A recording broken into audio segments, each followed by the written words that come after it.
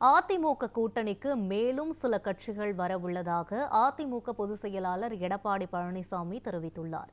டெல்லியில் செய்தியாளர் சந்திப்பில் பேசிய அவர் மத்திய உள்துறை அமைச்சர் அமித்ஷாவை சந்தித்ததாக கூறினார். திமுக ஆட்சி அகற்றப்பட வேண்டும் என்ற நோக்கத்தில் வலுவான கூட்டணியை அமைத்து வருவதாக தெரிவித்த எடப்பாடி பழனிசாமி அதிமுக கூட்டணிக்கு மேலும் சில கட்சிகள் வரவுள்ளதாக தெரிவித்தார்.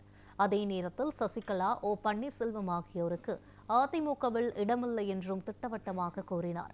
தமிழகத்தில் அதிமுக தலைமையில்தான் கூட்டணி என்று குறிப்பிட்ட எடப்பாடி பழனிசாமி திமுக ஆட்சியில் ஊழல் மலிந்துவிட்டதால் அதற்கான அனைத்து விவரங்களையும் ஆளுநரிடம் வழங்கி விசாரணை நடத்துமாறு கேட்டுக் கொண்டிருப்பதாக குறிப்பிட்டார். மரியாதைக்குரிய உள்துறை அமைச்சரும் நானும் இணைந்து பேட்டி கொடுத்தோம். அப்பொழுதே சொல்லிட்டார், உள்கட்சி விவகாரத்தில் தலையிட மாட்டேன்ட்டாரு. அதப்படி தொடர்ந்து அப்படித்தான். ஓபிஎஸ் சசிகலா அவர்கள் கட்சியில இணையாவிட்டாலும் திருப்பி நீங்க கூட்டணியில பாருங்க, ஒரே வரி நீங்க அதுக்கு இங்க இடமில்லைன்னு ஏற்கனவே இடமில்லைன்னு சொல்லியாச்சு, தெளிவுபடுத்தியாச்சு.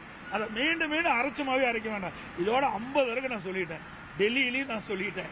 நீங்க உங்களுக்கு விறுவிறுப்பான செய்தி வேணும், பத்திரிக்கை வேணுங்கிறதுக்காக நீங்க வேற எந்தெந்த கட்சி வருதுன்னு சொன்னா எங்களுக்கு செய்தியா இருக்கும் சார். அது எப்படி வெளிப்படையா சொல்ல முடியாது சார்.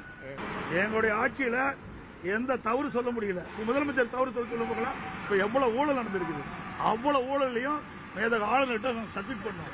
நீங்க 4 லட்சம் கோடி. அது மட்டும் இல்ல, இன்றைய தினம் இடி இன்றைக்கு சோதனை செஞ்சு கண்டுபிடிச்சு அதை எஃப்ஐஆர் போட வேண்டும் 2 முறை இந்த அரசாங்கத்துக்கிட்ட கோரிக்கை வச்சாங்க. ஆனா அது இந்த கோரிக்கை இந்த அரசு ஏற்கல. இன்றைக்கு நீதிமன்றம் போய் நீதிமன்றம் இன்னைக்கு அதில் விசாரிச்சுக்கிட்டு இருக்குது. இப்படிப்பட்ட அவலங்களை தான் இந்த ஆட்சியில் தொடருது.